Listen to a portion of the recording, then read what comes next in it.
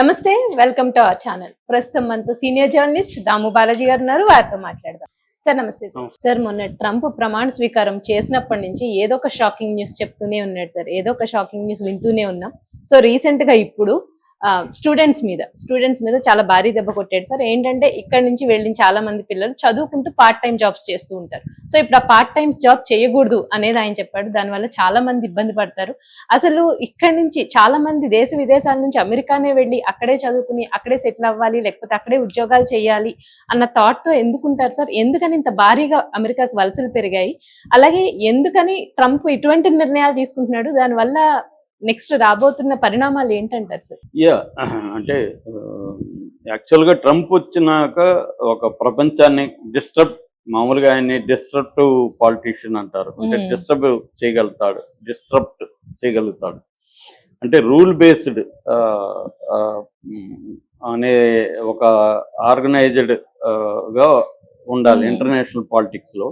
మామూలుగా అమెరికా అదే చెప్తుంటది, rule based system ఉండాలని. కానీ దాన్ని ఈయన బ్రేక్ చేశాడు. దానికి కారణం ఆయన క్లియర్ గా చెప్పాడు. America first, making America great again, make America great again, మగ అనేది ఆయన ఓపెన్ గా అనేక సార్లు చెప్పాడు. ఆయన పాయింట్ ఆఫ్ వ్యూ నుంచి ఆయన కరెక్టా కాదని పక్కన పెడితే దానివల్ల ఇతర దేశాలకు ఏం నష్టం అంటే, ప్రధానంగా ఫస్ట్ ఆయన చేస్తున్నది ఏంటంటే ఇల్లీగల్ ఎమిగ్రెంట్స్ ని తరిమేయడం. దేశం డిపోర్టేషన్ అంటారు, వాళ్ళని తరిమేయడం. అది అంత ఈజీ కూడా కాదు. ఒకటి వచ్చి ఏంటంటే 1,30,00,000 మంది అక్కడ ఇల్లీగల్ ఎమిగ్రెంట్స్ ఉన్నారు. అందులో మన దేశంలో వాళ్ళు 2,20,000 మంది ఉన్నారని చెప్తున్నారు. అందులో ప్రస్తుతానికి 18,000 మందిని ఐడెంటిఫై చేశారు. ఎందుకంటే ఐడెంటిఫై చేసి లిస్ట్ అవుట్ చేయాలి ఎవరెవరైనా. అది చేయాలంటే షాపులు కావచ్చు, ఇళ్లలో పని మనుషులు ఉంటారు, లేకపోతే రకరకాల హోటల్స్, రకరకాల వ్యాపారాల్లో వీళ్ళు ఉంటారు కదా. ఎందుకంటే వీళ్ళు చీప్ లేబరు, గంటకు $5-6 కంటే ఎక్కువ తీసుకోరు. తర్వాత వీళ్ళకి ఇన్సూరెన్స్లు అట్లాంటివి ఏమి ఉండవు. కాబట్టి అలాంటి వాళ్ళని పనులలో పెట్టుకుంటారు. రెండోది, వీళ్ళు కష్టపడినంతగా అక్కడ లోకల్స్ కష్టపడరు. ఇవన్నీ కారణాలు ఉంటాయి. లేకపోతే అమెరికా తెలీదా, కొత్తగా ట్రంప్ వచ్చి కనిపెట్టాడా? 1,30,00,000 మంది ఉంటే మిగతా వాళ్ళకి తెలీదా? ఇక్కడ ఏంటంటే డెమోక్రాట్స్ దీని మీద కొంత లిబరల్ గా ఉన్నాడు. ఇలాంటి వాళ్ళకి పౌరసత్వం కూడా ఇచ్చారు, పర్మనెంట్ చేశారు. ఈ ఎకనామిక్ అవసరం వీళ్ళు కూడా అనేది డెమోక్రాట్స్ లిబరల్ గా వెళ్ళారు. కానీ రిపబ్లికన్ ప్రెసిడెంట్ అయిన ట్రంప్ దీన్ని దెబ్బ కొట్టాలనే ప్లాన్ చేశాడు. సో అలాగా ట్రంప్ ఏం చేస్తున్నాడు అంటే, ఇప్పుడు డిపోర్టేషన్ ముందుకు మెక్సికోకు మొదలు పెట్టాడు. మెక్సికో ఏమో అసలు మీ ఫ్లైట్ ని మేము రానివ్వము, మా పౌరులు ఏమన్నా ఉంటే అది లిస్ట్ పంపించండి, మేము యాక్సెప్ట్ చేస్తే వాళ్ళని మాత్రమే పంపించండి, కానీ మా దేశం గుండా అనేక మంది మీ దేశంకి వస్తే వాళ్ళందరినీ మా దేశంలో తరుముతామంటే మేము ఒప్పుకోమని ఆల్రెడీ వాళ్ళ ప్రెసిడెంట్ కూడా చెప్పేశారు. అందువల్ల అది ఇబ్బంది ఉంది. రెండవది, సడన్ గా 1,30,00,000 మంది ఉద్యోగస్తులను తీసేస్తే ఆ షాపులు, హోటల్స్, రకరకాల వ్యాపారాలు దెబ్బతింటుంది. రీప్లేస్మెంట్ ఇమీడియట్ గా వాళ్ళకి దొరకదు. వాళ్ళు ఎంత చీప్ లేబర్ అనేది దొరకదు. ఈ రెండు ఇబ్బందులు అయితే ట్రంప్కు ఉన్నాయి. దాన్ని ఎలా డీల్ చేస్తాడనేది చూద్దాం. అందరూ ఎకనామిస్టులు కానీ, అమెరికా మీద నాలెడ్జ్ ఉన్న చాలా మంది కానీ చెప్తున్నది ఏంటంటే, ట్రంప్ చెప్పిందని చేయడు.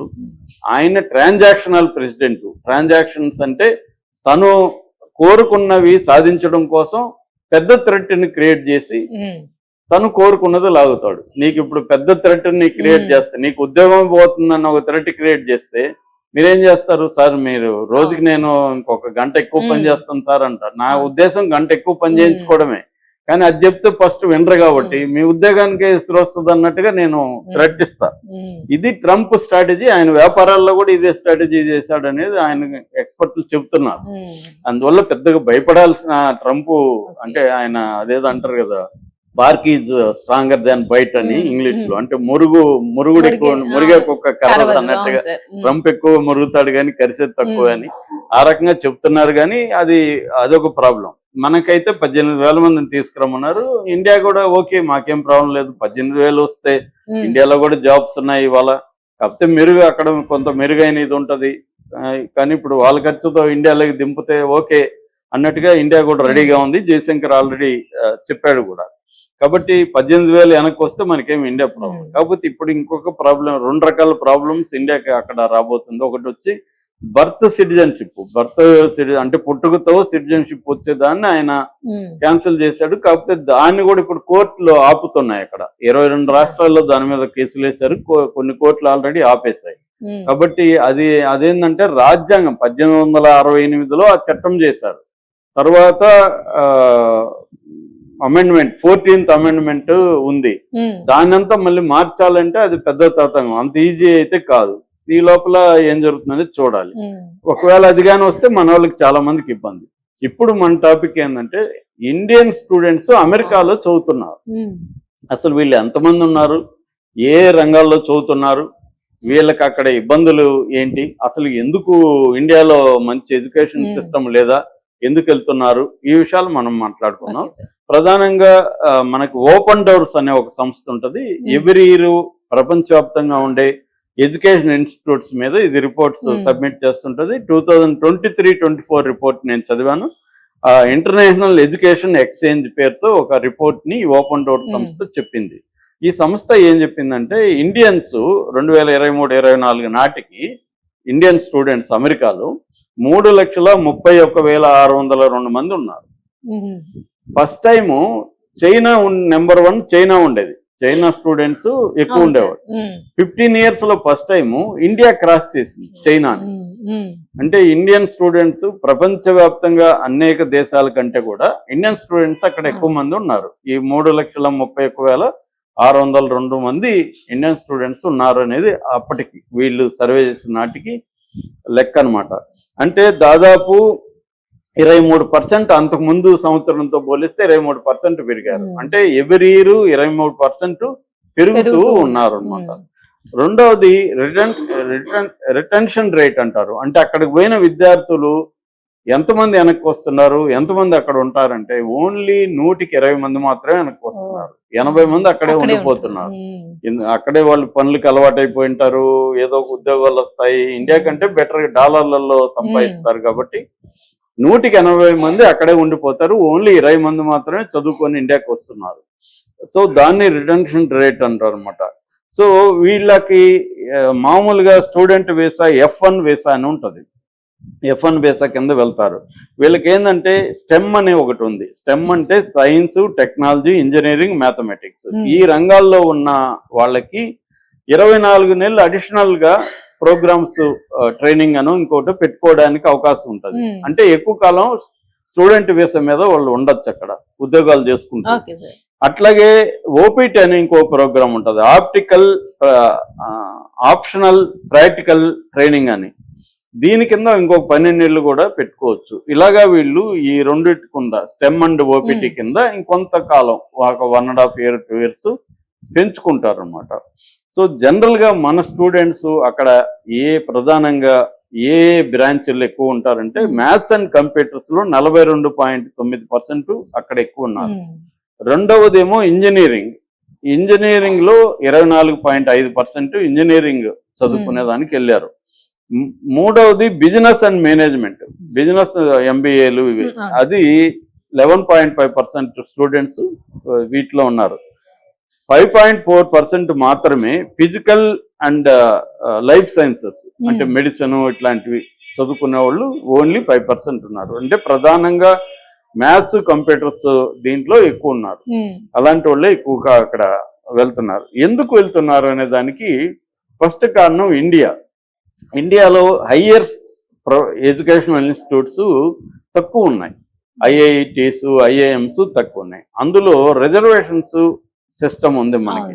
SCలకి 15%, STలకి 7.5%, OBCలకి 27%, EW ఎకనామికలీ వీకర్ సెక్షన్స్ కి EWS అంటారు, దీనికేమో 10%.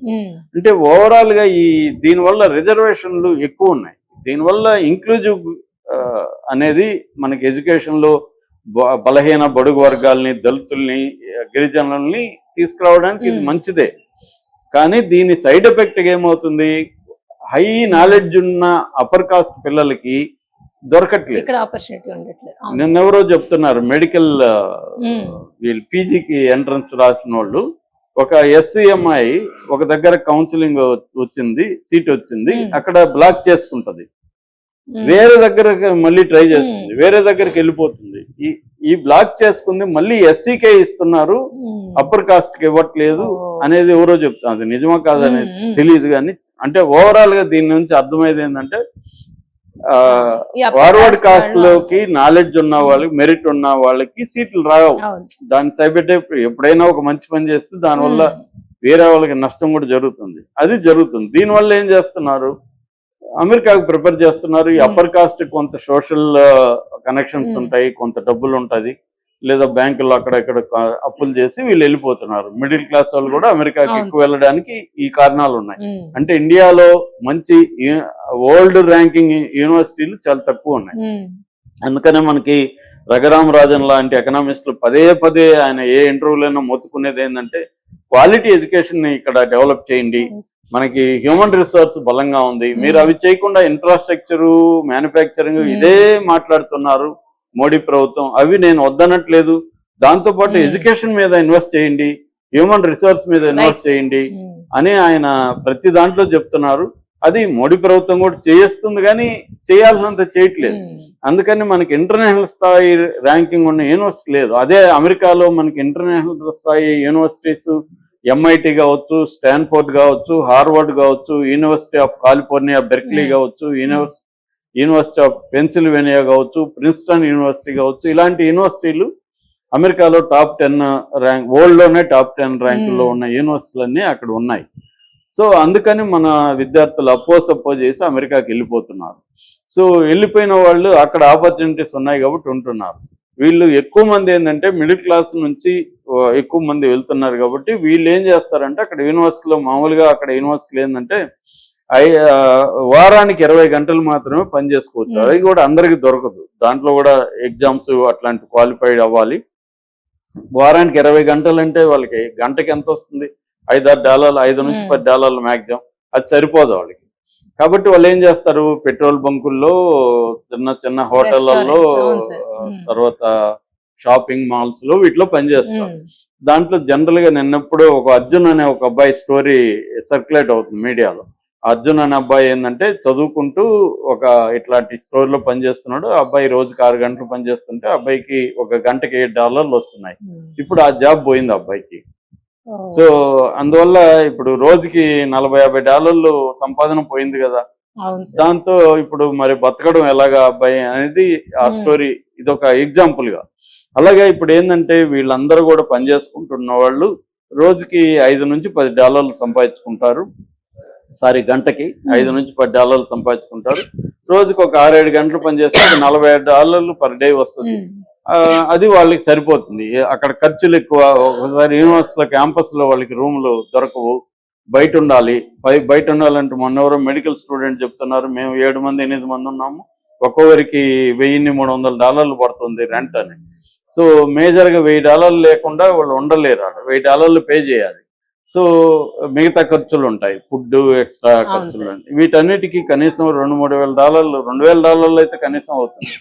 ఇంత ఎక్కడి నుంచి సంపాదించాలి? ఇది వాళ్ళ మేజర్ ప్రాబ్లం. ఇప్పుడు ఏంటంటే ఈ రూల్ తేవడం వల్ల అరెస్టులు కూడా చేసేస్తున్నారు, కొంతమంది డిపోర్టేషన్ చేస్తున్నాడు. ఎంతో కష్టపడి వాళ్ళు జీవితాంతం వర్క్ చేసి కూడబెట్టుకోనో లేదా తప్పులు చేసుకుని ఒక్కొక్కరు, ఆ మధ్య కూడా ఎవరో అబ్బాయి చెప్తున్నాడు, నేను 42 లక్షలు అప్పు చేసి వచ్చాను, ఇప్పుడు నేను పని చేసుకునేవాడిని, ఇప్పుడు నన్ను బయటికి ధర్మేస్తారు, నేనేం చేయాలని ఏడుస్తున్నాడు. సో ఇది పెద్ద ఎత్తున ఇబ్బందికరమే. దీనివల్ల ఏం జరుగుతుందంటే పోవడం తగ్గిపోతుంది. దానికి తగినట్టుగా ఇండియా కూడా మనకి క్వాలిటీ ఎడ్యుకేషన్ ని డెవలప్ చేయాలి. ఇప్పుడు మెడికల్ కాలేజీలు చూస్తున్నాం, జార్జియాలు, ఉక్రెయిన్లు, వీటికంతా ఎందుకు వెళ్తున్నారు? ఇక్కడ మెడికల్ కాలేజెస్ తగినని లేవు, సరిపోయని లేవు. అవి డెవలప్ చేయడం అనేది మొదలు పెట్టింది. ఇది కొంత టైం పడుతుంది బ్యాలెన్స్ అవ్వడానికి. ఈ లోపల ఇబ్బందులు అయితే ఎదుర్కొనే పరిస్థితి ఉందన్నమాట. Okay sir, thank you sir.